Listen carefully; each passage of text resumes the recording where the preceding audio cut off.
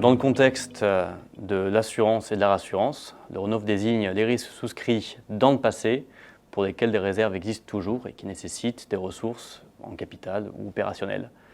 Les acteurs du secteur utilisent aussi le terme legacy, et donc les deux termes sont interchangeables et concernent le secteur de la vie, de la non-vie, de l'assurance et de la réassurance.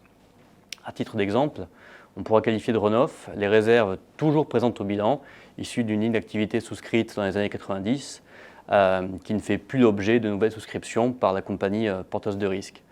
Alors de manière un petit peu plus subtile, pour une ligne d'affaires dont la souscription est active, on peut aussi qualifier de run-off donc les réserves techniques d'années de souscription précédentes. Donc ces réserves concernent en général des contrats expirés, mais peuvent également inclure une petite portion de risque en cours. Donc on qualifiera cette partie de run-off vert. Enfin, le terme run-off peut s'appliquer à une société qui aurait cessé toute souscription, mais dont le passif assurantiel n'est pas éteint.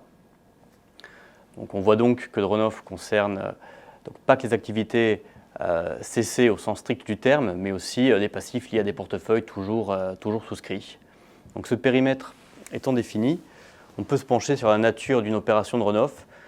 Alors, en somme, il s'agit de transactions visant à transférer la charge opérationnelle, économique, financière ou la volatilité liée à un portefeuille en run-off, donc d'une société porteuse de risque à une autre.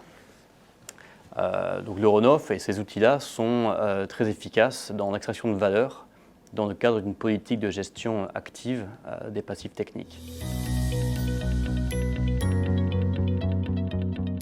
Alors, les motivations sont très variées. Elles peuvent revêtir une dimension stratégique, décision par exemple d'arrêter la souscription pour une activité ou de se retirer d'un territoire donné, financière ou économique, donc en optimisant la charge en capital, ou l'utilisation des ressources financières et opérationnelles en les affectant à d'autres activités plus prioritaires. Enfin, technologique, donc la mise en place croissante des nouvelles technologies, la digitalisation par exemple, peut conduire à l'obsolescence de produits d'assurance et souvent nécessiter des investissements importants de refonte des systèmes informatiques. Donc, dans ce dernier cas, il est parfois plus intéressant de faire appel à des solutions de run-off pour certains portefeuilles plutôt que de les intégrer au nouvel environnement d'exploitation de la compagnie.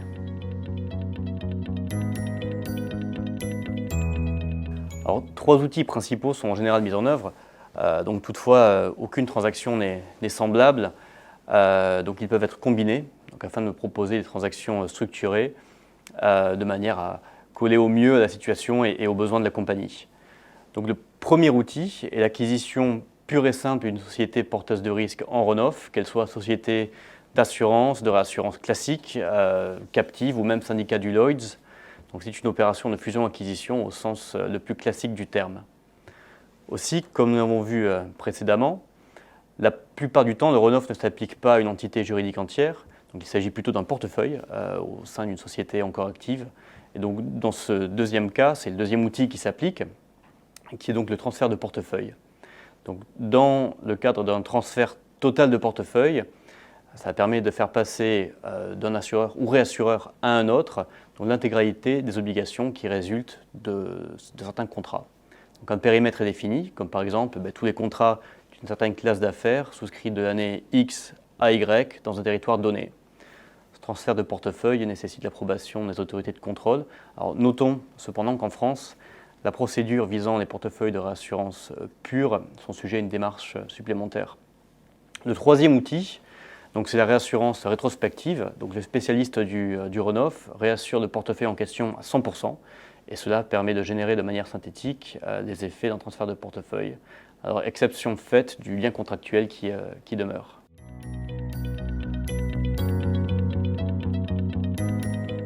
Donc, les principaux effets recherchés sont la liquidité des capitaux. Donc, il est souvent difficile d'extraire le capital d'une entité en run-off. Donc, sa vente permet d'accélérer la récupération du capital. Dans le cadre d'un transfert de portefeuille, l'entreprise qui cède les contrats bénéficie de la sortie totale des obligations. Donc, le passif sort du bilan. le risque économique est éteint, la charge opérationnelle est transférée et les besoins en fonds propres liés au portefeuille disparaissent. Alors enfin, la réassurance rétrospective donc, offre les mêmes bénéfices que le transfert de portefeuille, hormis la sortie légale des engagements de l'entreprise cédante et aussi du risque de contrepartie sur le repreneur de runoff. Donc le portefeuille reste au passif du bilan, mais les provisions techniques nettes sont réduites à zéro.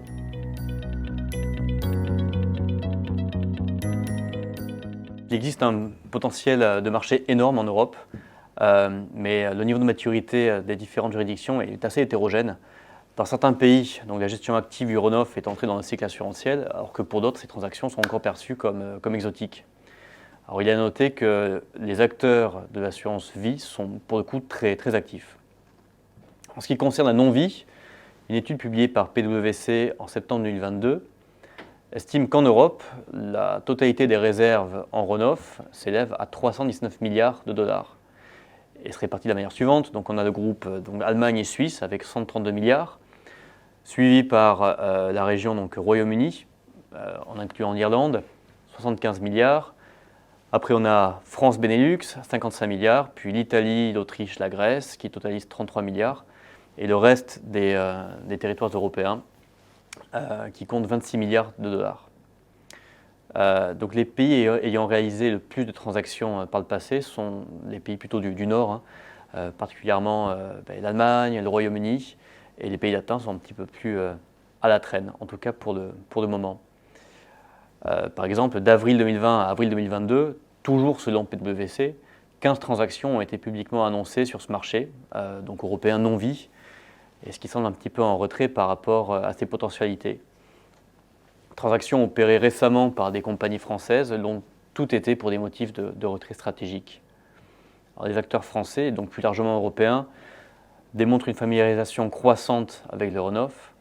Donc, ces mêmes acteurs font face à un contexte très concurrentiel, donc au niveau de la souscription, croissance des coûts de gestion et des règlements de sinistres, incertitude, volatilité, également nécessité d'investissement dans les technologies.